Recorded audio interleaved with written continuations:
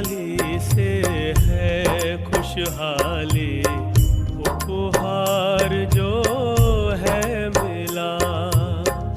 इंद्रधनुष इन्हीं से बनता, इन्हीं से अंबर है नीला। जो देता जीवन दान हमको, उनको दिल से नमन करे।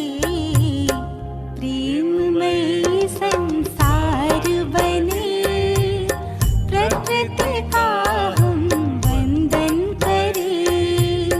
प्रेममय संसार बने, प्रकृति का हम वंदन करें।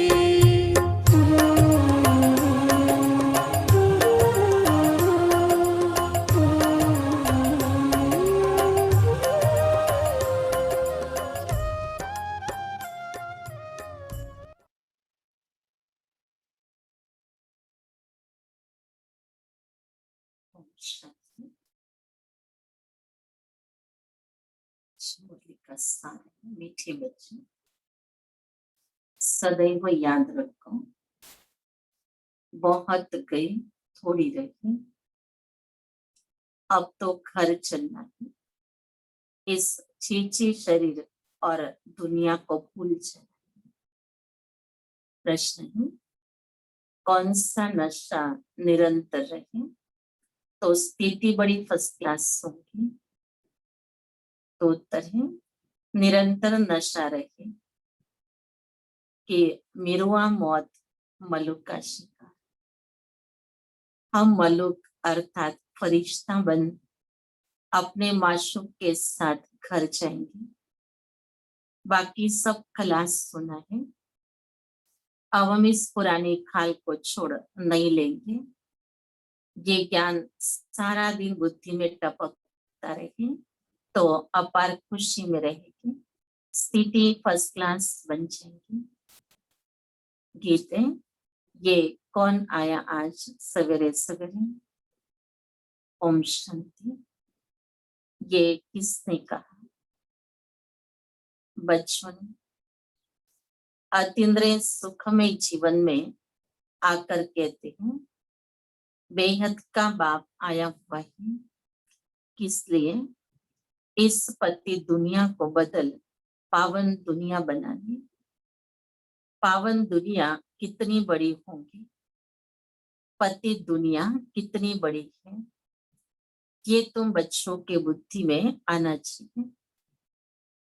यहाँ कितनी करोड़ों मनुष्य हैं, इनको पतित भ्रष्टाचारी दुनिया कहते हैं। मीठे मीठे बच्चों को दिल में आना चाहिए, हमारी नई दुनिया कितनी छोटी होगी, हम कैसे राज्य करेंगे। हमारे भारत जैसा कोई देश नहीं हो सकता। ये कोई नहीं समझते हैं भारत स्वर्ग था, उन जैसा कोई देश हो ही नहीं सकता है। तुमको ये समझ में आता है, ये भारत तो अब कोई काम का नहीं है। भारत स्वर्ग था, अब नहीं है, ये किसको याद नहीं आता है। हमारा भारत सबसे ऊंचे, सबसे प्राचीन है। तुम बच्चों की बुद्धि में आता है, सो भी नंबरवार पुरुषार्थ अनुसार इतनी खुशी, इतना रिगार्ड रहता है कि बेहद का बाप आया हुआ है। कल्प कल्प आते हैं, माया रावण ने जो हमारा राज्य भाग्य छीन लिया है, वह हम आत्माओं को फिर से अपना राज्य भाग्य बाबा करके देते हैं। ऐसे नहीं कि कोई लड़ाई से छीना गया, नहीं। रावण राज्य में हमारी मत भ्रष्टाचारी हो जाती है, श्रेष्ठाचारी से भ्रष्टाचारी बन जाते हैं। दुनिया देखो कितनी बढ़ गई है। हमारा भारत देश कितना छोटा था, स्वर्ग में कितने सुखी रहेंगे, हीरे जवाहरातों के महल होंगे, वहां रावण होता नहीं है। तुम बच्चों की बुद्धि में खुशी होनी चाहिए, अतीन्द्रिय सुख रहना चाहिए, बाप कहते हैं देही अभिमानी बनो। देह का भान तोड़ने के लिए बाबा ने कहा था 108 छत्तियों वाला कपड़ा पहनो। बल बड़े आदमियों से, जवारियों से कनेक्शन था, वो नशा टूटे कैसे? देही अभिमानी बनना पड़े। हम आत्मा हैं, ये तो पुराना शरीर है, इनको छोड़ नया फर्स्ट क्लास शरीर लेना है। सर्प तो एक खाल छोड़ दूसरी ले लेते हैं। तुम बच्चों की बुद्धि में ज्ञान है, ये पुरानी खाल छोड़ हम दूसरी नहीं लेंगे, फिर दूसरा शरीर मिलेगा। ये तो सारा ज्ञान बच्चों की बुद्धि में टपकना चाहिए। ये तो छी दुनिया है, इनको देखते हुए भी बुद्धि से भूलना पड़ता है। हम यात्रा पर जा रहे हैं, हमारी बुद्धि का योग घर के तरफ जा रहा है। अभ्यास तो करना पड़ेगा। ये शरीर भी पुराना है, दुनिया भी पुरानी है, साक्षात्कार कर लिया है। अब ये देह और देह के सब संबंध छोड़ घर जाना है। अंदर में खुशी होती है, अभी हमको वापिस जाना है। बहुत सारे पॉइंट्स बाबा ने आज हमें चिंतन के लिए दी है। बाबा कहते बच्चे ऐसी ऐसी अच्छी बातों पर चिंतन करो। शुरुआती बाबा ने कहा कि अपने आप से पूछो कि अपने अंदर सवेरे सवेरे किसकी याद आती है, जिसने हमें बेहद सुख दिया, सुख में जीवन बना कर दिया। क्या ऐसे बेहद बाप की याद आई? सवेरे सवेरे आने की परमिशन सिर्फ इस बेहद बाप को है। तो वो हमें देखना है कि अंदर में कौन आता है, याद किसकी आती है। और उस देश में, जिस देश में भगवान धरती पर आते हैं, वो भारत देश की महिमा बाबा कहते बच्चे अंदर में आनी चाहिए, दिल में आनी चाहिए। और सोचो तो सही कि ये भारत कितना सुंदर था और कितना छोटा, बाबा कहते कितनी छोटी दुनिया होगी आज की दुनिया के हिसाब से। वहां पर बहुत कम लोग होंगे, तो उस हिसाब से उसको छोटी दुनिया कहेंगे। लेकिन है तो विश्व पर देवी देवताओं का राज। थोड़े होंगे लेकिन विश्व पर सबका राज होगा। तो ऐसे विश्व के अधिकारी बनने वाले और भारत इतना श्रेष्ठ और ऊंचा बनने वाला, अब ऐसे समय पर हम बच्चों को ये सारी स्मृतियां चिंतन में लानी है। और बाबा कहते ऐसा चिंतन हो जिसमें अपने देश के लिए भी रिगार्ड हो, अपने जन्मभूमि के लिए भी, उसके उद्धार के लिए, उसको फिर से नया बनाने के लिए हमें अभी कौन सा पुरुषार्थ करना है, ये दिल में ऊंची भावनाएं आ जाए और हम अपने पुरुषार्थ को उसके प्रति तैयार करें कि इस देश को हमें फिर से वापस स्वर्ग बनाना है। और इसका कार्य जो है शिव बाबा ने हम बच्चों पर सौंपा है, तो कैसे हमको इसको संपन्न करना है। बाबा ने सारा दृश्य हम बच्चों के सामने खड़ा कर दिया कि एक तरफ दुनिया पतित बन गई, भ्रष्टाचारी बन गई है, और तुम बच्चों को ऐसी सुंदर श्रेष्ठाचारी दुनिया बनानी है। अब ये बहुत बड़ा कार्य है, सिर्फ एक ब्रह्मा बाप के लिए नहीं है, लेकिन ब्रह्मा बाप के साथ साथ सारे ब्राह्मणों को भी ये करते हुए दिया है। फिर ब्रह्मा बाप ने इस कार्य को पूर्ण करने के लिए क्या पुरुषार्थ किया। ब्रह्मा को भी शिव बाबा ने साक्षात्कार कराया था। हम बच्चों को साक्षात्कार का नॉलेज देख करके हमें भी एक अनुभव कराया कि ऐसी सुंदर दुनिया होती है और इस दुनिया में तुम बच्चों को जाना है, उसके पहले उसको ऐसा बनाने का करते हुए भी तुम्हें करना है। तो उसके लिए पुरुषार्थ की जो शुरुआत ब्रह्मा बाप ने की, वो की अपने देह के अभिमान को तोड़ने की। इसलिए ब्रह्मा बाप की जीवन कहानी में हम जानते हैं कि ब्रह्मा बाप ने अपने देह भान को तोड़ने का कैसा निरंतर पुरुषार्थ किया। रहन सहन बाबा का बहुत सिंपल था, रहने का स्थान भी बाबा का बहुत सिंपल था, बहुत छोटा था, और जैसे बाबा का ऑफिस तो कुटिया थी, जहाँ बैठ के बाबा बच्चों को पत्र लिखते थे। तो जो राजाई ठाट से लौकिक जीवन में रहे थे, राजाओं से उनका काफी अच्छा कनेक्शन था और इतना सम्मानित जीवन था, लेकिन उसका अभिमान इस जीवन में ना आवे, इसके लिए बाबा ने बहुत सिंपलिसिटी अपने जीवन में अपनाई और बहुत साधारण रीति से रह करके न ऊंचा कपड़ा पहना, न ऊंचा स्थान रखा अपना रहने का, बहुत सिंपल रह करके त्याग और तपस्या की मूर्त बन करके अपने देह के अभिमान को तोड़ा। हम देखते हैं बाबा की बातों को सुनते हैं तो ये भी पता चलता है कि बाबा ने कर्मणा सेवा करके भी अपने देह के भान को तोड़ा है। हर प्रकार का करते हुए बाबा ने कर्मणा सेवा का, यज्ञ सेवा को महत्व देते हुए बच्चों को सिखाया, खुद करके सिखाया, कभी अनाज साफ करके भी सिखाया, कभी धोबी घाट में जाके भी सिखाया, कभी भंडारे में भी सब्जी साफ करके भी सिखाया। तो हर कर्म करके अपने देह के भान को तोड़ना, ये भी एक बहुत बड़ा गुप्त पुरुषार्थ है, क्योंकि देवभान के कारण हम उस सेवा को करने के लिए तैयार नहीं होते हैं कि ये काम मेरा थोड़ी है, ये काम मेरा थोड़ी है। लेकिन बाबा ने ये सारे कार्य के लिए ये जो लक्ष्य रख करके तपस्या की, त्याग किया और उस देह के भान को खत्म करके एक अपनी ऊंची स्थिति को प्राप्त किया। तो यही पुरुषार्थ ब्रह्मा बाप के समान हम सब बच्चों को भी करना है। अपने आप से देखना है कि कौन से कर्म करने में मेरे अंदर देह का भान आता है, और वो कर्म जरूर हमें करना है ताकि हमारा उस देह के भान को हम समाप्त कर सके। नहीं तो यही देह का भान हमें अंत में बहुत बड़ा पेपर बन जाएगा। और ये देह भान बाबा ने कहा आपको देह से न्यारा नहीं होने देगा, अशरीरी नहीं बनने देगा, घर जाने में कष्ट होगा। लेकिन हम भाई बाबा ये तैयारी करवा रहा है कि हर प्रकार से अपने आप को चेक करो कि कौन सा अभिमान मेरे अंदर है। कभी कहीं कोई नीचे बिठाने बैठने के लिए जगह मिले तो क्या हमारे अंदर का अभिमान हमको तंग करेगा। कभी यथार्थ जगह स्थान नहीं मिला बैठने के लिए तो क्या हमारी स्थिति हलचल में आ जाएंगी।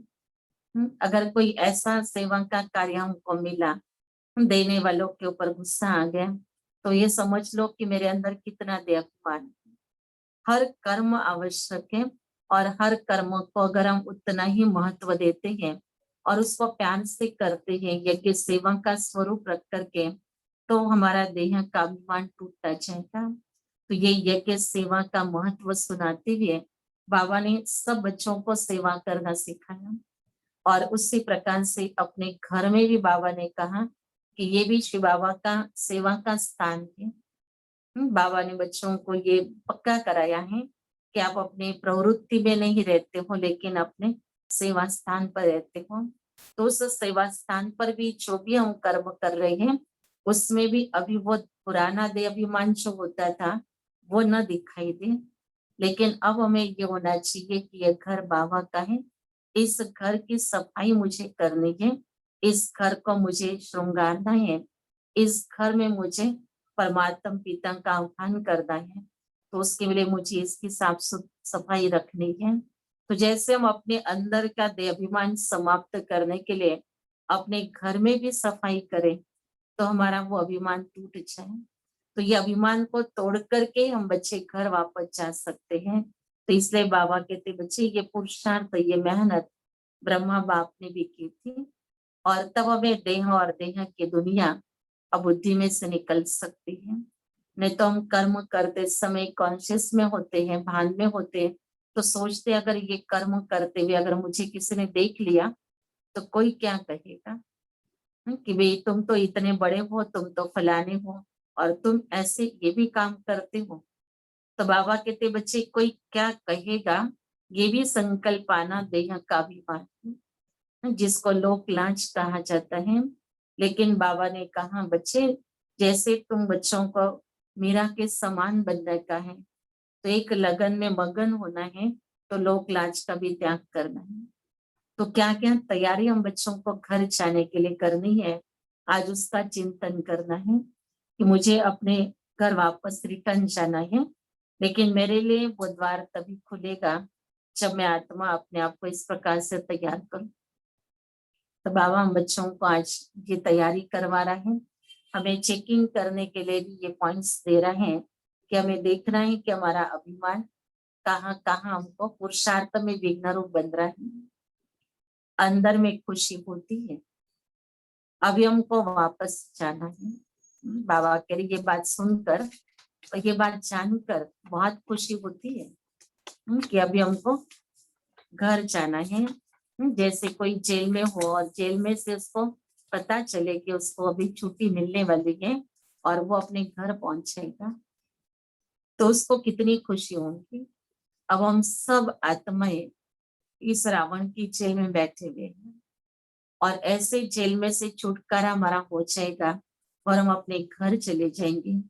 अब इसी बात को जानते हुए कितनी खुशी होती है। ये गंदी मैली दुनिया, इस दुनिया में जितना दुख और कष्ट है, ऐसी दुनिया में से अब हमको सुख और शांति की दुनिया में ले जाने के लिए बाबा हम बच्चों के पास पहुंचे हैं और वो हम बच्चों को कह रहे कि बच्चे पहले तुमको अपने घर चलना है।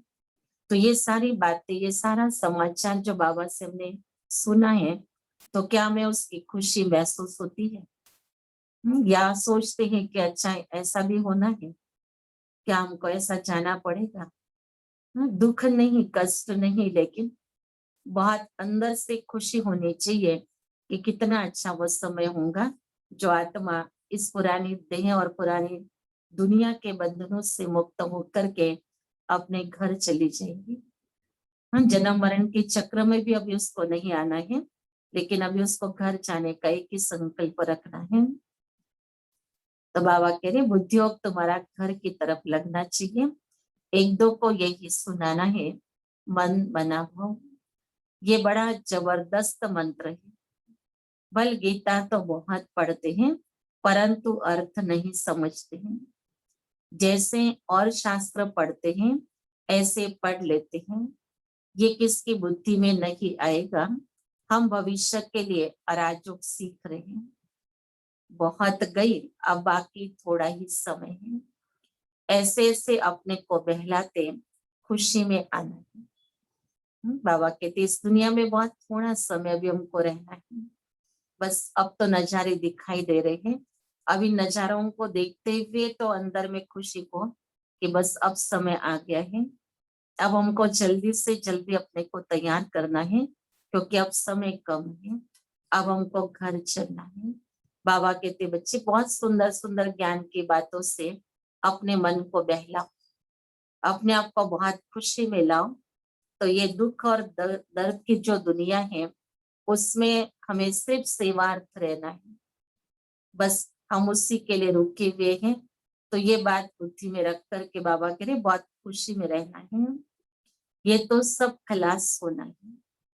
मिरुआ मौत मलुक का शिकार, हम मलुक बन अपने माशूक के साथ घर जाएंगे, ये आत्माओं का बाप बैठ शिक्षा देते हैं। ये कहानी का बाबा हम बच्चों को एग्जाम्पल बताते हैं। मिरुआ मौत होती है, मना हरण की मौत होती है, हिरण मरता है और मलुका नाम का शिकारी बहुत खुश हो जाता है।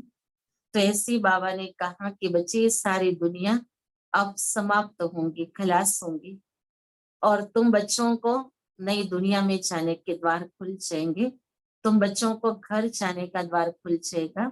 अब तुम्हें उस समय पर बहुत खुशी में रहना है कि अभी हमको तो घर जाना है। तो ये खेल बाबा कहते अभी तुम बच्चों के बुद्धि में बैठ गया है, अब इस बातों को बुद्धि में रखो और खुशी खुशी से अपने आप की घर जाने की तैयारी करो। तो ये आत्माओं का बाप बैठ शिक्षा देते हैं, है भी साधारण परंतु ऊंचे पे उच्च। बाप आएंगे बेहद का वर्षा देने, कल्प कल्प आते हैं, ये तो छी दुनिया है। ऐसी ऐसी बातें करनी होती है, इसको कहा जाता है विचार सागर मंथन। ये शास्त्र आदि तो जन्म जन्मांतर पढ़े हैं। हम भारतवासियों ने जितने जप तप आदि किए हैं उतना और कोई ने नहीं किया। तो अपने आप को हम भारतवासी तो समझते हैं, माना हमने जितना तप किया, जितना जप किया, उतना और किसी ने नहीं किया है। तभी तो हम बच्चे अभी बाबा के बन सके हैं। तो बाबा कहते बच्चे, ये भारतवासियों की मेहनत परमात्मा को पाने के लिए, अब इसलिए भारत में ही शिव बाबा को आना है और बच्चों को उसका फल देना है। जो पहले पहले आए होंगे उन्होंने ही भक्ति की है और वही ज्ञान योग में भी तीखे जाएंगे, क्योंकि उनको फिर पहले नंबर में आना है। देखते हो कोई कोई तो बहुत अच्छा पुरुषार्थ करते हैं। तुम बच्चे जो इस रूहानी सर्विस में लगे हो, उनके लिए तो बहुत अच्छा है। सचमुच भट्टी में बैठे हैं, वो संबंध अटूट हुआ। और जो गृहस्थ व्यवहार में रहते हैं, ये सुनते सुनाते हैं तो पुरानों से भी तीखे जा रहे हैं। देखा जाता है नए आने वाले बहुत तीखे जाते हैं। तुम लिस्ट निकालोगे तो मालूम पड़ जाएगा। पहले पहले तुम्हारी माला बनाते थे, फिर देखा कि कितने अच्छे अच्छे बच्चे हैं। 3-4 नंबर वाले भी निकल गए हैं, एकदम चाहे प्रजा में पड़े हैं। अब तुम्हारी ये स्टूडेंट लाइफ है, गृहस्थ व्यवहार में रहती है, साथ साथ ये कोर्स पढ़ते हो। बहुत बच्चे डबल कोर्स उठाते हैं, लिफ्ट मिलती है। तुम्हारा कोर्स है गृहस्थ व्यवहार में रहते ये पढ़ना। इसमें भी कन्याएं बड़ी तीखी जानी चाहिए। कन्याओं के कारण कन्हैया या गोपाल नाम भी काया हुआ है तो वो भी क्योंकि प्रवृत्ति मार्ग है ना। तुम सतयुग में देवी देवता धर्म के थे, ये लक्ष्मी नारायण प्रवृत्ति मार्ग में राज करते थे। ये तुम्हारी बुद्धि में टपकना चाहिए कि हम क्या बनते हैं। देवताएं कितने फर्स्ट क्लास है, उन्हों के आगे जाकर महिमा गाते हैं। आप सर्वगुण संपन्न, 16 कला संपूर्ण।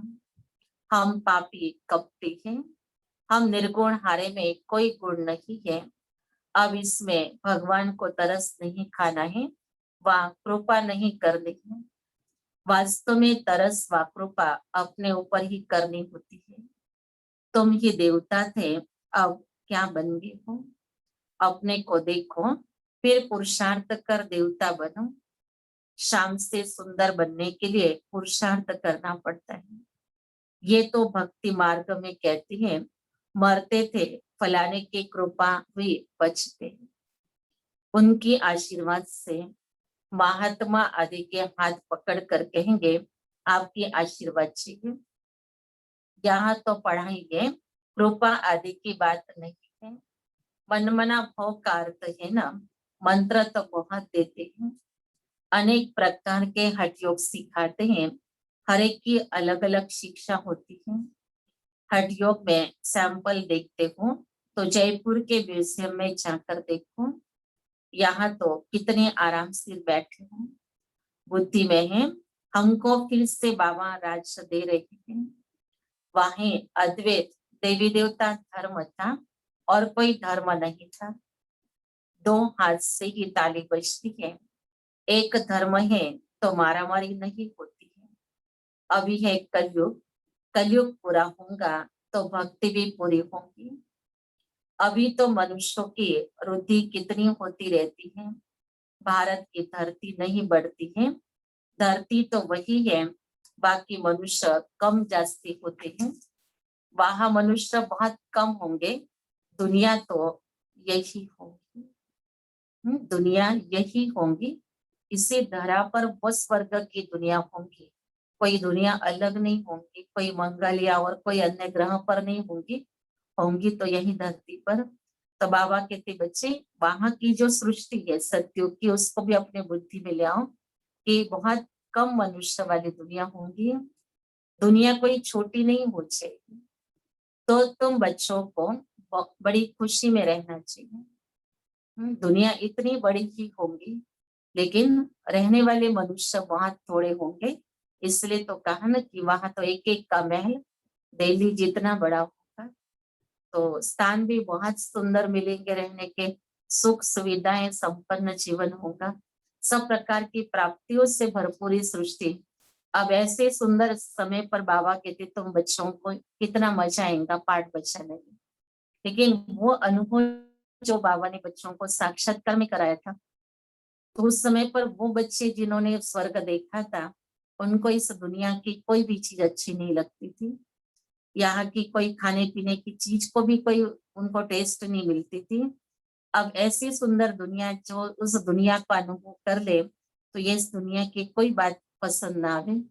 तो इतनी सुंदर दुनिया जो बाबा हम बच्चों के लिए बना रहे हैं, बाबा कहते कभी उसका चिंतन तो करो, उसके बारे में सोचो कि कितना बाबा हम बच्चों के लिए प्यार कर रहे हैं, कितना रहमदिल बनाए हैं और कितने उपकार भगवान हम बच्चों पर कर रहे हैं। तो ऐसे बाबा को मुझे बहुत प्यार से याद करना है।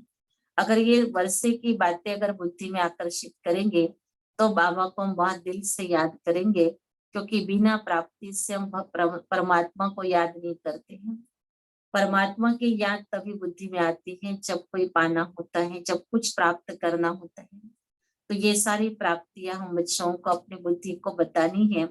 जब उसको इसकी अच्छी आकर्षण होंगे, एक कहेंगे कि एक बुद्धि को लालच पैदा हो जाएंगे कि मुझे ऐसी दुनिया में जाना है और ऐसा सुख संपन्न जीवन प्राप्त करना है, तो बाबा कहते बच्चे फिर बाबा को याद करने के लिए भी बार बार दिल होती रहेंगे कि इतना प्राप्ति का सागर हम बच्चों को मिला हुआ है, तो क्यों ना उसके बंद करके रहे हम।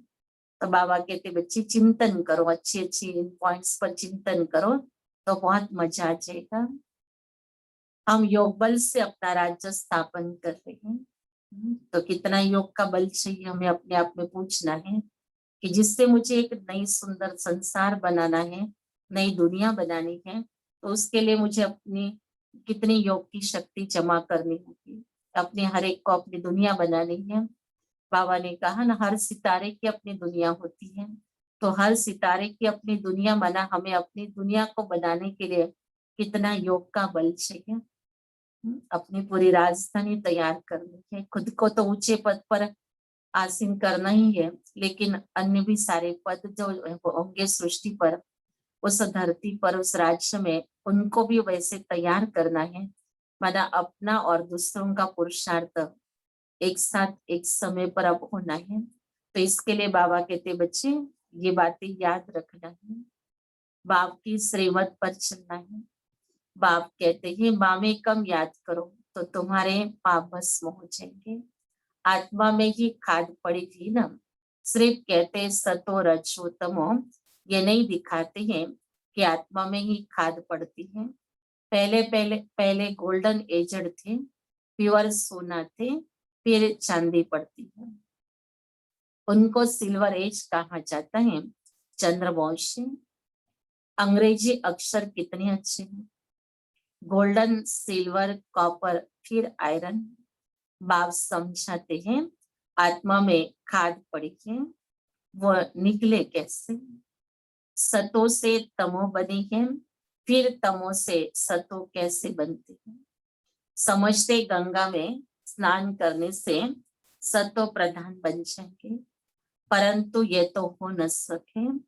गंगा स्नान आदि तो रोज करते रहते हैं, कोई तो नेमी हो जाते हैं, नहर पर भी जाकर स्नान करते हैं। तुमको बाप कहते हैं ये नियम रखो बाप को याद करने का। बाबा कहते बच्चे कितने भक्ति में भावनाओं से मेहनत करते, पुरुषार्थ करते, सोचते आत्मा को सतो प्रधान बनाना है। आत्मा ने इस संसार में आकर के कोई न कोई पाप कर्म किए हैं, अब वो पाप कैसे धुलाई हो जाए। अब मैले कपड़े तो धुलाई कर लेते हैं, अब वैसे ही शरीर का मैला भी पानी से स्वच्छ हो रहा है। अब ये नहीं ख्याल चलता है कि इसके अंदर बैठी भी आत्मा का मैला अब क्या गंगा स्नान से साफ हो जाएगा।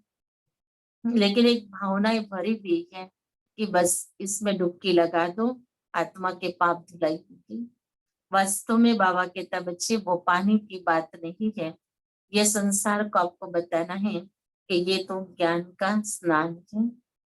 तो ये ज्ञान की गंगाएं जो बाबा ने निर्माण की है, जिसको बाबा ने बहती गंगाएं बनाई, बाबा कहते इनके पास जाओ और इनसे जो बाबा ज्ञान दिला रहे हैं, इस ज्ञान से अपने आप को स्वच्छ करो।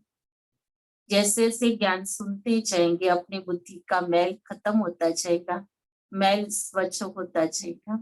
तो जैसे मैल निकलता जाएगा, आत्मा स्वच्छ होते जाएंगे, तो ये वही ज्ञान का स्नान है।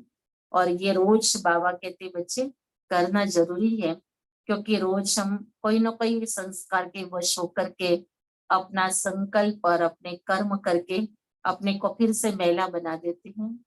इसलिए जब हम वापस मुरली के द्वारा हम अपने आत्मा को संपन्न करते, मुरली से ज्ञान स्नान कराते हैं, तो जैसे कौन सी बात हमारे मन में रॉन्ग थी कल, वो बात का चित्र हमारे सामने मुरली में आ जाता है कि कल ऐसा सोचा वो गलत था, कल ऐसा चिंतन किया था वो तो हमें तमो प्रधान दुनिया में ले जाने वाला था, तो ऐसा अब हमको नहीं आज करना है।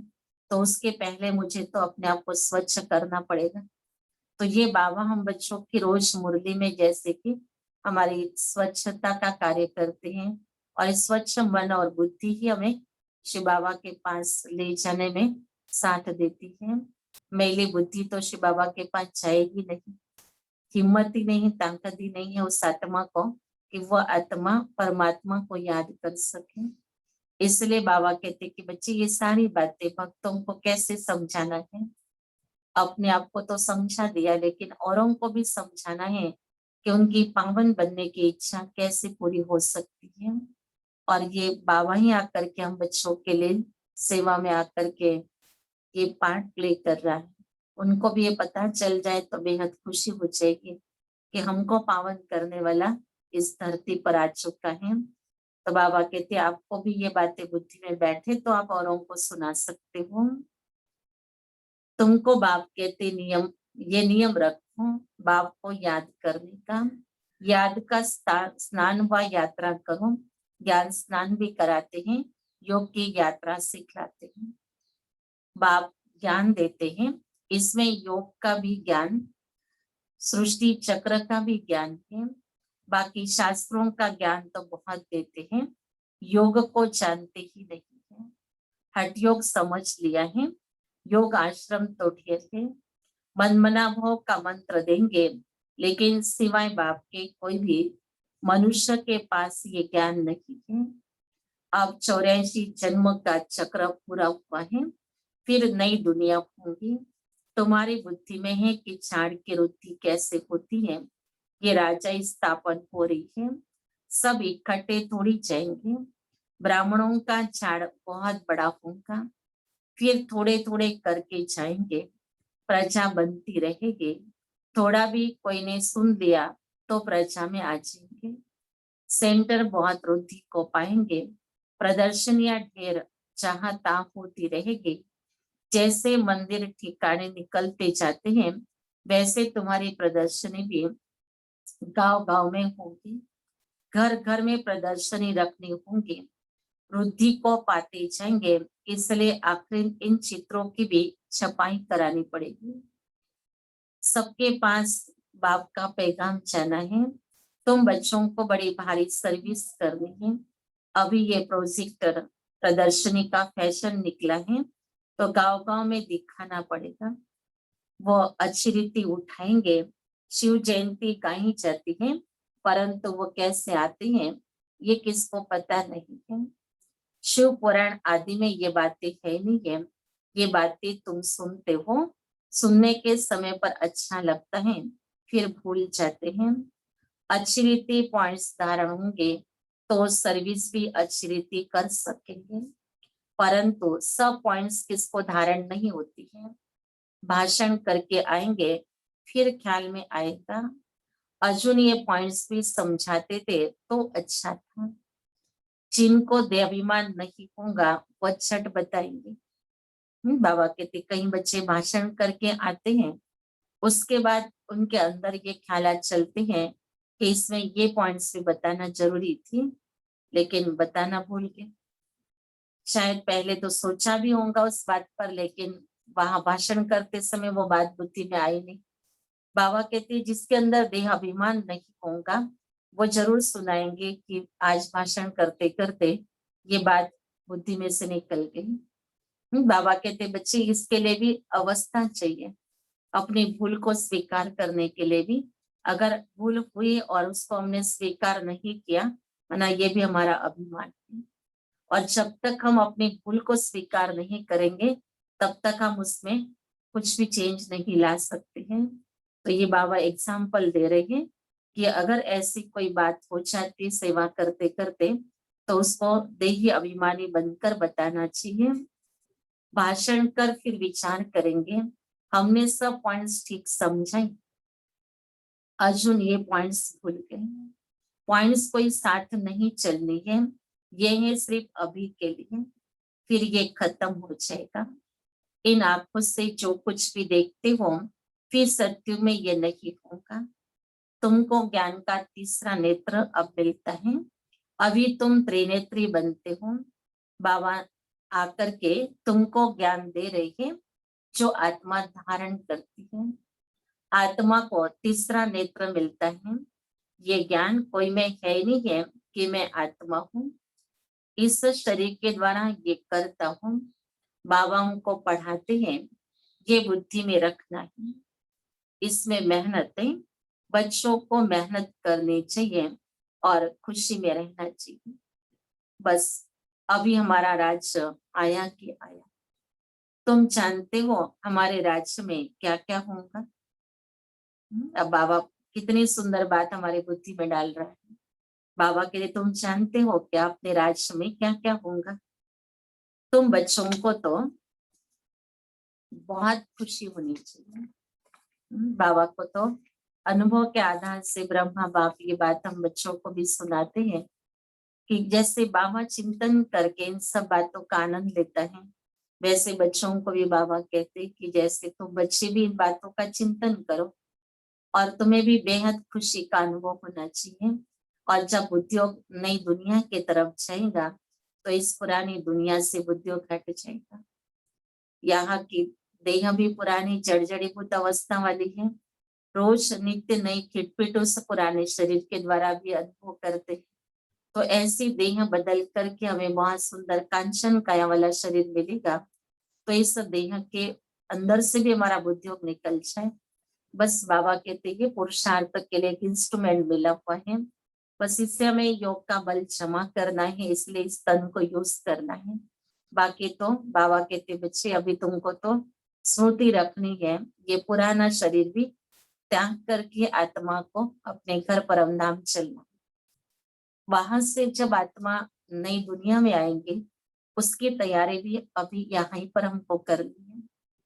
कहीं हमको जाना होता है, कहीं हम यात्रा करते, कहीं हम पिकनिक पर जाते हैं, तो उसके पहले ही हम उस स्थान को अपनी बुद्धि में लाते हैं कि वो स्थान कैसा होगा, वहां हम क्या एंजॉय करने वाले हैं, वहां पर क्या खाने के लिए होगा, वहां पर क्या घूमने के लिए होगा। तो वो सब बातों का हम चिंतन करके अपने मन में पहले से ही वो दृश्य इमर्ज कर लेते हैं कि हम वहां पर ये आनंद लेंगे, वहां पर हम ये आनंद लेंगे। तो बाबा कहते ऐसे ही तुम बच्चे भी अपने आप को बुद्धि से उस आने वाली दुनिया में ले चलो कि वहां हम खाएंगे क्या, वहां हम देखेंगे क्या। यहाँ तो सारा दिन आजकल तो मोबाइल टीवी पर बैठे रहते हैं, लेकिन वहां क्या करेंगे, हम सारा दिन क्या देखेंगे, क्या सुनेंगे। तो बाबा कहते बच्चे चले जाओ उस दुनिया में और याद करो। यहाँ सवेरे तो कोई गीत बजता है तो गीत के आधार से उठेंगे, अलार्म बजता है तो उठेंगे, वहां हम कैसे उठेंगे। बाबा कहते बच्चे याद करो उस दुनिया को कि वहां हमें कौन उठाने वाला होगा, वहां हमें क्या खाने के लिए मिलेगा, वहां हम कैसे सैर करेंगे, वहां के बाग बगीचे कैसे होंगे, वहां के हमारे सब सखा सखी कैसे होंगे, सब कैसी वहां पर कारोबार चलेगी, वहां की पढ़ाई कैसे होगी, वहां का स्वयंवर कैसे होगा। बाबा कहते चिंतन करो इन सब बातों का, और चिंतन करते करते उन बातों में चले जाओ तो नई दुनिया बुद्धि में बस जाएगी। तो ये पुरानी दुनिया खत्म हो जाएगी। ऐसी पुरानी दुनिया को कैसे हम कहेंगे कि अपने बुद्धि से तू चली जा, वो जा जा कहने से चली तो नहीं जाएगी। वैसे ही ये बात भी हम बच्चों के बुद्धि के अंदर बिठानी है।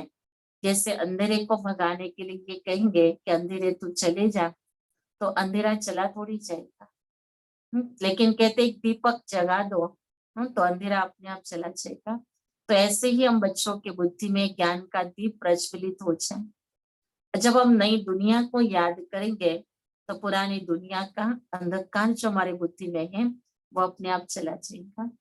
बस हमें ये स्मृति का दीप जलाना है, और हम ही उस दुनिया में थे, हमने ही पार्ट प्ले किया है। तो जब हम अपने अनुभव से अगर किसी को कहते हैं, कोई स्थान पिकनिक का अगर हमने पहले जाकर के एंजॉय करके आए हो, और फिर जब अपने साथ किसी और को लेके जाना होता है तो हम कैसे वर्णन करते हैं। हम तो उनको पहले ही कहते कि वहां तो क्या मजा आता है, वहां तो ये बहुत सुंदर दृश्य होता है, वहां ये बहुत अच्छी तरह से फल फूल है, वहां पंछी बहुत सुंदर हैं। तो हम सारा वर्णन करते उनको ऐसा तैयार कर देते हैं कि जैसे उनको लगता है कि हम कब पहुंच जाएं उस दुनिया में, कब हम उस पिकनिक के स्थान पर चले जाएं। और फिर उसके लिए कितनी भी तैयारी करनी हो तो तैयारी करने के लिए तैयार हो जाते हैं। कुछ धन का भी उसमें प्रयोग करना होता है तो वो भी कर लेते हैं। फिर सोचते हैं उस घड़ी फिर ये धन किसके लिए है, अगर ये आनंद नहीं लिया तो ये धन किस काम का है। फिर उस धन को भी खर्च करने के लिए तैयार हो जाते हैं। तो मन तैयार हो जाता है उस आनंद को प्राप्त करने के लिए। तो ऐसे ही अभी हम बच्चों को भी ये सोचना है कि अभी हमको ऐसी सुंदर दुनिया में चलना है, और उस दुनिया के लिए अगर मेरा तन मन धन यहाँ पर खर्च हो रहा है तो ये तो मुझे आनंद लेना ही है। उस दुनिया में मुझे जाना ही है, तो ये तो ऐसे भी यहाँ पर रखेंगे, मर जाएंगे तो यहीं रह जाएगा, शरीर छूट जाएगा, हम लेके तो कुछ भी नहीं जाएंगे। उसके बजाय तो यही कहते हैं ना कि चलो अच्छा घूम तो लो थोड़ा, थोड़ा अच्छा अच्छा खा लो, अच्छा अच्छा सैर कर लो, अच्छे अपने दोस्त मित्रों से वार्तालाप कर लो। तो ये सारी जीवन की मौज वो विनाशी दुनिया के अंदर लेते हैं। लेकिन अब हम बच्चों को बाबा ने कहा ये विनाशी जीवन को सफल करके, ये सब कुछ विनाश में जाने वाला सफल करके अब तुम्हें नई दुनिया को याद करना है, नई दुनिया तुम्हें स्थापन करनी है। तो यहाँ हम जो अपना सब कुछ सफल कर रहे हैं वो करना ही माना नई दुनिया की स्थापना का कार्य करना है। समय संकल्प श्वास हम सफल करते हैं, बाबा ने कहा उतना ही समय आपको वहां पर सुख का मिलेगा, उसका पदम गुणा मिलकर होकर के मिलेगा। जितना यहाँ तन को हम सेवा में लगाते उतना समय कांचन काय वाला तन हमको मिलेगा। सबका हिस्सा बाबा पदम गुणा करके दे रहा है। तो इस संगम के थोड़े समय के लिए जो हम बच्चे सब कुछ ईश्वर अर्थ समर्पित करते हैं तो इसका रिटर्न हमको एक ही जन्मों के लिए मिलना है। तो यही बाबा कहते हैं कि बच्चे इस समय पर कोई गफलत नहीं करना, नहीं तो जब साक्षात्कार होगा तो कहेंगे कि और थोड़ा सफल कर लेते तो, और थोड़ा तन लगा लेते तो, और थोड़ा धन लगा लेते तो फिर मुझे ये भी प्राप्ति मिल जाती थी, मुझे इतनी और साहूकारी मिल जाती थी। तो बाबा कहते बच्चे लास्ट में अंत में कोई भी पश्चाताप न हो अपने कर्मों का, इसलिए अपनी आत्मा को खुद ही समझदार बना दो। बाबा ने सारी समझ हमको दे दी है, लेकिन हमने अपने आप को समझदार बनाया नहीं बनाया ये हमें अपने आप को देखना है। जैसे उस पिकनिक के स्थान का वर्णन सुन करके अगर कोई कहेगा कि इसको 10,000 रुपए का टिकट लगेगा, जाने का खर्चा होगा, तो कहेंगे हम चले जाएंगे। जो 10 पैसा खर्च करने के लिए सोचता है वो वहां 10,000 रुपए भी खर्च कर लेगा। तो यही हम सोचो कि जो हमारा मन जो है वह मनहूस हो गया है, कंजूस हो गया है, वो इस ईश्वरी सेवाओं के अंदर अपना तन मन धन सफल करने नहीं देता है। अब उसको तो कोई लालच तो देनी पड़ेगी, तब वो सारा सफल करेगा, तब वो ये सारा खर्च होने देगा। नहीं तो न तन से सेवा, न मन से सेवा, न धन से सेवा। नाम समय संकल्प श्वास उसमें सफल कर रहे हैं। तो मन को आदत पड़ गई है बहुत समय के कंजूसाई करने की। अब बाबा कहते हैं ना बच्चे बनूस नहीं बनो, उदार दिल वाले बन जाओ। तो अपने मन को उदार दिल वाला बनाना है, तो उसके लिए उसको ये सारा आकर्षण बुद्धि को देना होगा कि क्या इतनी बड़ी राजशाही, इतनी बड़ी प्राप्ति अगर तुमको करना है तो तुमको ये सफल करना है। तुमको इतना घंटा तो बाबा को याद करना है, अपने मन को ईश्वर में लगाना है, इस तन में बैठ करके तुम्हें तपस्या करनी है। इस तन के द्वारा तुम्हें विश्व को प्रकाश देनी है बैठ करके। तो जब हम सेवाएं करेंगे, इससे अपना समय संकल्प श्वास सफल करेंगे, तो हमें बहुत रिटर्न इसका मिलेगा, सुखदायी जीवन मिलेगी। तो ये अपने आप को याद दिलाना और अपने आप से करवाना अब ये समय की मांग है। भगवान ने तो कह दिया, सब कुछ बता दिया है, एक का पदम गुणा दे दूंगा करके बच्चों के साथ वायदा भी कर दिया है। अब हम बच्चे कहीं गफलत में रह करके इससे अपने आप को वंचित न कर दें। अगर सेकंड का भी भरोसा नहीं है, अब हम बात जानते हैं, तो क्यों ना हम जीते जी सब कुछ हम अपने आप का सफल कर लें। मरने के बाद तो किसी को कहेंगे कि मेरा सफल कर दो, तो सब तो कोई आपको आपकी आज्ञा पर चलने वाली नहीं मिलेगी। जीते जी जो आपकी आज्ञा पर नहीं चलता था, वो आपके मरने के बाद आपकी आज्ञा पर कैसे चलेगी? वो तो उनको तो तभी तो वो लोभ वो लालच पैदा हो जाएगी, और वो तो उस समय पर आपकी इच्छा पूर्ण कर भी नहीं सकेंगे। लेकिन बाबा इसलिए हम बच्चों को कहता है कि बच्चे जो कुछ भी करना है, श्रेष्ठ संकल्पों की रचना भी आपको रचनी है, और उन श्रेष्ठ संकल्पों का साकार स्वरूप भी आपको ही देखना है और उसका आनंद प्राप्त करना है। जैसे एक संकल्पों में आपको अंदर आता हो कि मेरा एक बहुत सुंदर घर बन जाए, और उस सुंदर संकल्प को पूरा करने के लिए आप कितना समय देते हो, कितना श्वास उसमें लगाते हो, और कितना धन उसमें लगाते हो। आप सब उसमें हिसाब लगाओ कि बिना समय लगाए वो आपका सपनों का घर बना नहीं है, बिना धन लगाए बना नहीं है, बिना श्वास सफल किए हुए आपका वो नया घर बनता नहीं है। तो आपको अभी नई दुनिया में चलना है, अपने लिए नई राजधानी बनानी है, तो उसके लिए भी हमें ये सब कुछ सफल करना पड़ेगा। अगर ये सब कुछ हम हमारे पास रखेंगे, तो हम वैसे ही रहेंगे जैसे अभी रहे पड़े हैं। हम कहेंगे भले हमारे पास इतना तो है, लेकिन हम तो अपने कुटिया में ही बैठे हुए हैं। उसी स्थान पर बैठ करके हम अपने पास पेटिया की पेटियां भर रहे हैं, लेकिन उसको यूज नहीं कर रहे हैं, तो हम उसका सुख तो हमने कभी लिया ही नहीं है। और एक दिन आत्मा ये पुराना शरीर छोड़ देंगे, वो पेटिया यहाँ पर ऐसी रह जाएगी। लेकिन बाबा कहते कि बच्चे जो कुछ भी दिया है तुम बच्चों को, वो तो आप भले अपने लिए दूसरों के लिए विश्व सेवा के लिए आप उसको प्रयोग करो। किसी ने एक बार बाबा से पूछा भी था, और बाबा ने ऐसी बात मुर्दी में बच्चों के उस जवाब के रूप में सुनाई दी है कि किसी बच्चे ने बाबा को कहा, बाबा मकान अपना बनाओ। तो बाबा ने कहा, हाँ बच्चे बनाओ, क्यों नहीं, अच्छे से रहो, अच्छे से अपने जीवन को बिताओ, वैसे भी ये सारा धन तुम्हारा तो यही रह जाएगा, क्यों ना उसको यूज करके तुम उसका आनंद ले लो, सुख ले लो। अब बाबा को पता है कि वो बच्चा तो कोई सारा धन ईश्वरी सेवा में तो लगाएगा नहीं, अपने लिए भी नहीं लगाएगा, तो यहीं पर वो छोड़ के चला जाएगा। तो उसके बजाय उसका सुख वो ले ले, उसकी मेहनत का फल वो खा ले, तो अच्छी बात है ना। तो बाबा कहता है कि बच्चे भले ठीक है, तुमने कमाया, तुम अपने लिए तो सुख सुविधा आराम से रहने का प्रबंध भी भले करो। तो बाबा बच्चों को तो सुख ही देखना चाहता है। अब बाबा बच्चों को बेहद सुख में देखना चाहता है, और वो बेहद सुख का समय, प्राप्तियों का समय अब बस नजदीक है। और वो समय हम बच्चों के सामने, अब बाबा कहते बच्चे बस थोड़ा ही समय बाकी है, बस तुम गए कि गए उस दुनिया के अंदर।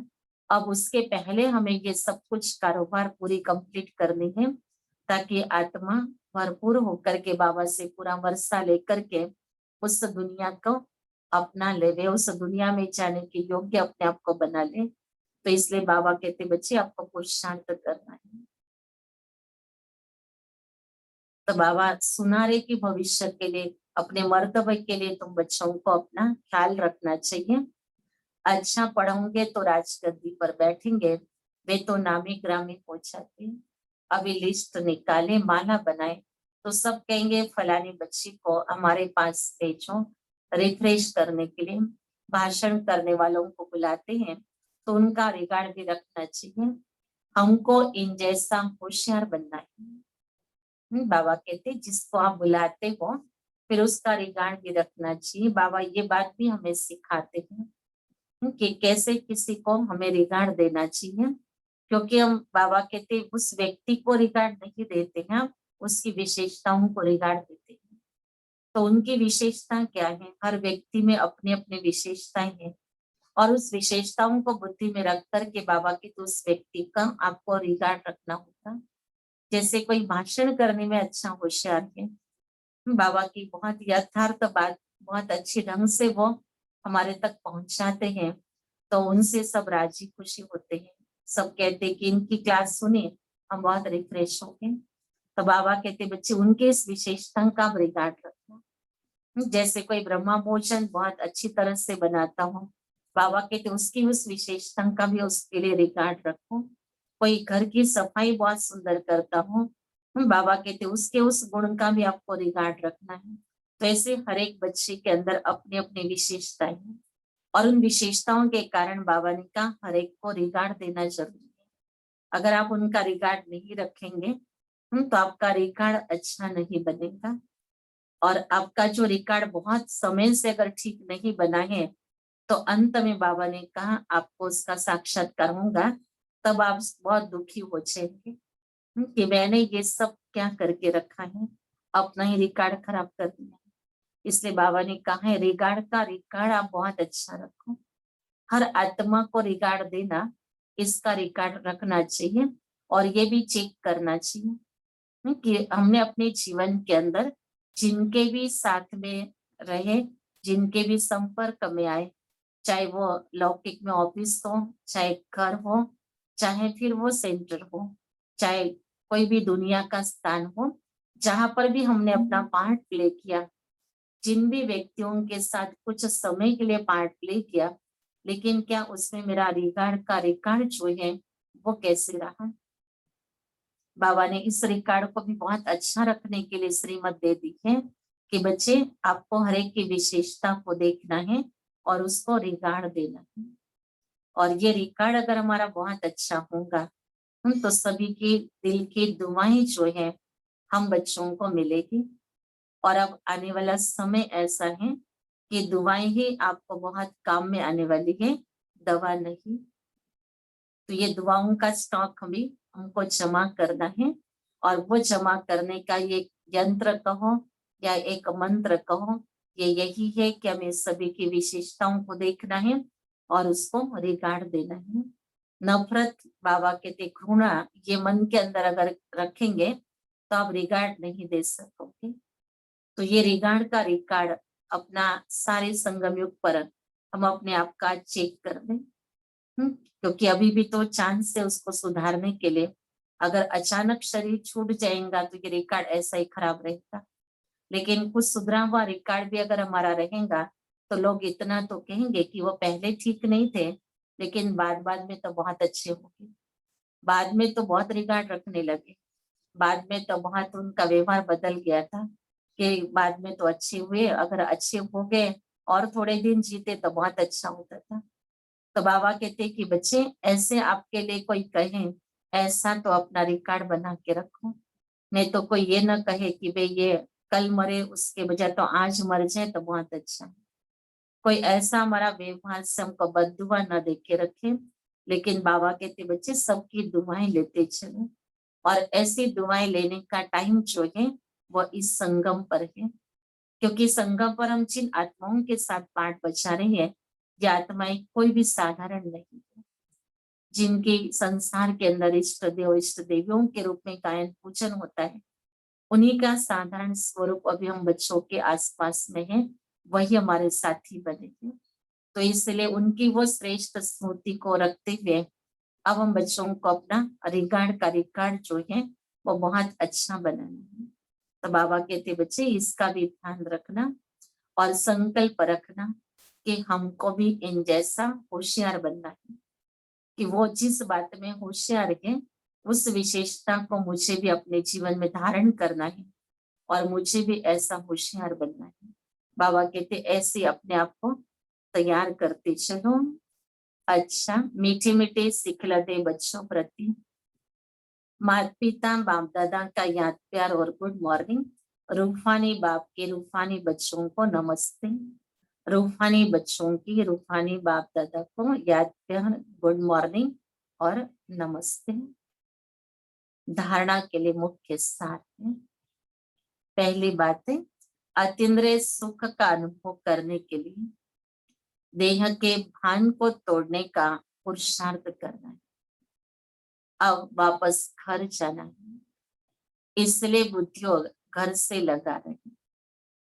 दूसरा है, गृहस्थ व्यवहार में रहते हैं, पढ़ाई भी पढ़नी है, डबल कोर्स उठाना है, ज्ञान का स्नान और याद की यात्रा करनी और करानी है। वरदान है, न्यारेपन के अभ्यास के द्वारा फरिश्ते रूप का साक्षात्कार कराने वाले निरंतर सहज योगी हो। जैसे कोई भी वस्त्र धारण करना व न करना अपने हाथ में होता है, ऐसा अनुभव इस शरीर रूपी वस्त्र में हो। जैसे वस्त्र को धारण करके कार्य किया और कार्य पूरा होते ही वस्त्र से न्यारे थे, शरीर और आत्मा दोनों का न्यारापन चलते फिरते अनुभव हो, तब कहेंगे निरंतर सहज योगी। ऐसे डिटैच रहने वाले बच्चों के द्वारा अनेक आत्माओं को फरिश्ते रूप और भविष्य राज्य पद के साक्षात्कार होंगे। अंत के इस सर्विस से ही प्रभाव निकलेगा। स्लोगन है, संगम का एक सेकंड भी व्यर्थ गवाना अर्थात एक वर्ष गवाना है। कितनी कीमती चीज है समय संगम का। बाबा कहते एक सेकंड व्यर्थ गवाना माना आपने अपनी जिंदगी का एक वर्ष गवा दिया। इतना इस समय को बाबा ने वरदान दिया हुआ है कि एक सेकंड में आप इतनी कमाई कर सकते हो जो पहले एक वर्ष में होती थी। तो इसी हिसाब से सब बाबा के बच्चों को जो भी देरी से भी बाबा के बने हो या बहुत काल से बनने के बाद भी अभी तक पुरुषार्थ को गति नहीं मिली थी, ऐसे सब बच्चों के लिए ये वरदानी समय हमें अभी सफल करने की प्रेरणा बाबा दे रहे हैं कि बच्चे एक एक सेकंड आपका बहुत कमाई का है। एक वर्ष की कमाई आप एक सेकंड में कर सकते हो, तो क्यों ना हम अपने एक ही जन्मों की कमाई के लिए अब एक एक सेकंड को बहुत कीमत देते हुए अब इसको सफल करें। और जिसको एक सेकंड की कीमत है वह अन्य का भी एक सेकंड व्यर्थ नहीं गवाएंगे, और जिसको कदर नहीं अपने सेकंड के वह दूसरे के सेकंड के भी कदर नहीं करेगा। वह दूसरे का भी समय व्यर्थ में गवाएगा, व्यर्थ बातों में, व्यर्थ चिंतनों में, व्यर्थ कर्मों में खुद भी रहेंगे तो औरों को भी व्यर्थ में ले जाएंगे। तो ऐसे उनका संग नहीं करना, क्योंकि वो हमारे समय को बर्बाद कर रहा है। इसलिए बाबा कहते बच्चे आपके बुद्धि में ये बात पक्की रहे कि संगम का एक सेकंड एक वर्ष के समान है। तो ये सारी बातों को बाबा ने हम बच्चों के बुद्धि में इसलिए डाल दिया है कि बच्चे कोई भी बाप को उल्लना न देवे कि बाबा हमको तो देरी से आने से ये पद नहीं मिल पाया। बाबा ने कहा कि बच्चे लास्ट सो फर्स्ट और फर्स्ट आ सकते हैं, मतलब फर्स्ट आने के लिए अभी भी आज भी मार्जिन है, कल नहीं होंगी लेकिन आज है। ये बात बुद्धि में ला करके हमें आज का समय सफल करना है, आज हमको पुरुषार्थ करना है। कल तो बाबा ने कहा कभी नहीं आने वाला है, काल आ सकता है, इसलिए कल की बात तो हमें सोचना ही नहीं है। हमें यही सोचना है कि आज का ही दिन है और आज का ही ये सेकंड है और अभी का ये सेकंड है जिसमें मुझे अभी अपनी कमाई कर लेनी है। ऐसी चेतावनी अपने मन बुद्धि को देते हुए अब हमको अपना पुरुषार्थ करवा लेना है। तो ये आज के बाबा के मधुर महावाक्य सुनते हुए इस संसार को हम खुली नजरों से देख रहे हैं। अब हमें अपने आप के बुद्धि के अंदर इस संसार को अपने बुद्धि में से कैसे निकालना है और नया संसार हमारे बुद्धि में कैसे बिठाना है, अब इसका पुरुषार्थ करना है। अपना चार्ट, अपना पुरुषार्थ का रिकॉर्ड हर प्रकार का बाबा कहते चेक करते जाओ और बहुत फास्ट चेंज करना है। हर सेकंड में अपने आप को चेंज लाने होंगे। तो जो फास्ट चेकिंग करेगा वही संपूर्ण संपन्न जल्दी बन सकता है। कल तक सोचेगा मैं कल परिवर्तन हूँ, परसों परिवर्तन हूँ, बाबा ने कहा कल आएगा नहीं और तुम परिवर्तन होने वाले नहीं हो। जो भी कुछ परिवर्तन करना है उसके लिए आज ही हमें पुरुषार्थ में लग जाना है और उस पुरुषार्थ में ऐसे निरंतर होकर के उसमें लगना है जैसे कोई कार्य में जिद होती है कि मुझे ये कार्य पूरा करना ही है, वैसे ही ये एक परिवर्तन का कार्य भी एक अपने अंदर जिद ला करके पूरा करना है कि ये परिवर्तन आज होना ही है। इसके बाद ये कंप्लेंट नहीं आएगी, इसके बाद कभी भी ये कर्म मेरे से दोबारा नहीं होगा। तो इसके लिए मुझे अपने आप से पुरुषार्थ करवा लेना, खुद ही अपने हाथ में अपने सुधारने का डंडा लेकर के बैठे और अपने को सुधारे। दूसरे को नहीं सुधारना है, दूसरे को करेक्शन भी नहीं करना है, लेकिन बाबा ने कहा अपने आप को करेक्शन करो और अपने आप का पुरुषार्थ कराओ। तो ये बातें इसी समय पर एकांत में बैठ करके हमें करनी है कि अब मुझे संपन्न बनने के लिए, मुझे संपूर्ण पावन बनने के लिए अब मुझे क्या करना चाहिए, अब मेरे संकल्प कौन से स्तर के हैं। बाबा कहते चेकिंग करो उसकी। तमो प्रधान तो नहीं हो सकते हैं अभी, लेकिन तमो है या रजो है, कौन से प्रकार के संकल्पों की रचना आत्मा भी रच रही है।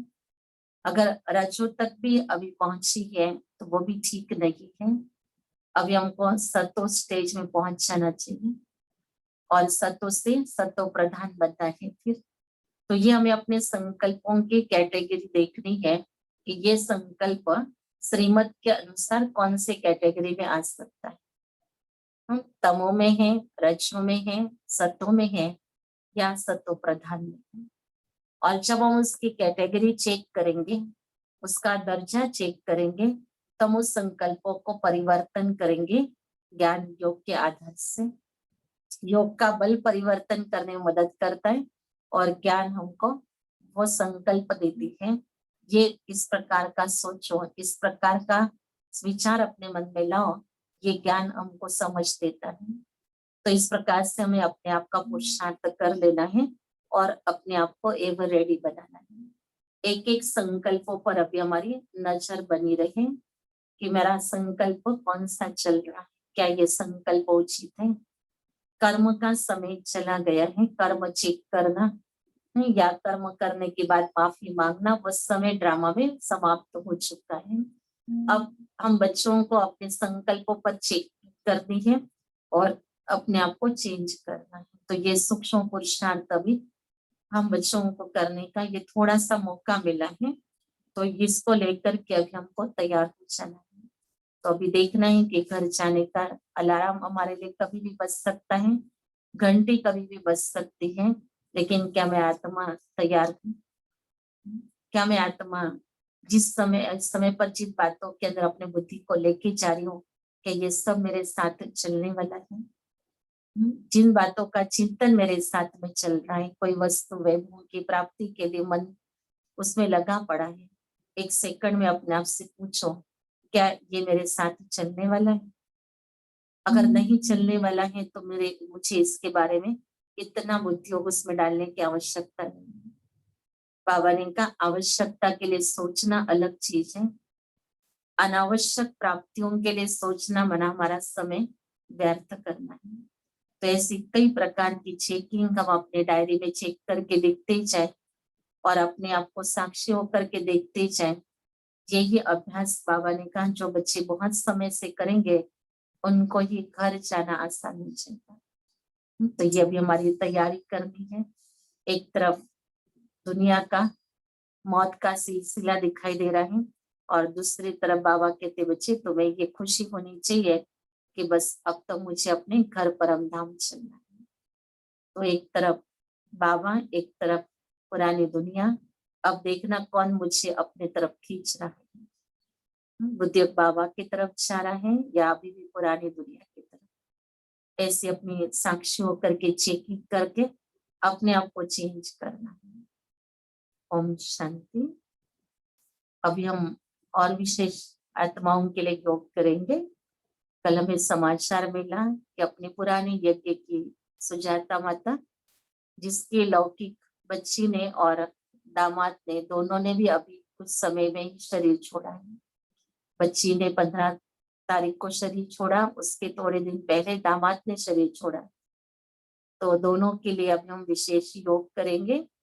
उनकी बच्ची डायरेक्ट ज्ञान में तो नहीं चल रही थी, लेकिन माता पिता को बहुत स्नेह और सहयोग देती थी बाबा के कार्य के लिए। तो ऐसी सहयोगी आत्मा को भी हम विशेष आज बाबा का स्नेह और सहयोग देंगे। ओम शांति।